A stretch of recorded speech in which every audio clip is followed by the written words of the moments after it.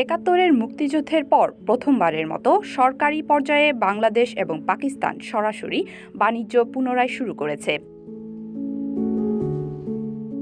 দুই দেশের বাণিজ্যিক সম্পর্কের জন্য এটি একটি ঐতিহাসিক পদক্ষেপ। পাকিস্তানের গণমাধ্যম এক্সপ্রেস নিউজের এক প্রতিবেদনে বলা হয়েছে, ট্রেডিং কর্পোরেশন অফ পাকিস্তানের মাধ্যমে পাকিস্তানের সঙ্গে 50,000 টন চাল কেনার চুক্তি সম্পন্ন করেছে বাংলাদেশ। চুক্তিটি ফেব্রুয়ারির শুরুতে চূড়ান্ত করা হয়। চালের এই চালান দুই ধাপে বাংলাদেশে পৌঁছানো হবে। প্রথম 25,000 টন কনসাইনমেন্ট বর্তমানে বাংলাদেশে আসার পথে। দ্বিতীয় ব্যাচটি মার্চের শুরুতে পাঠানোর পরিকল্পনা রয়েছে।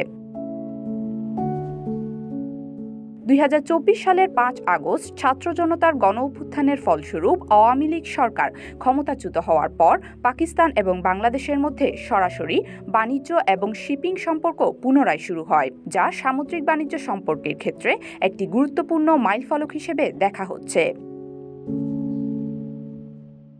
Desk report, CTG news, Chittagong.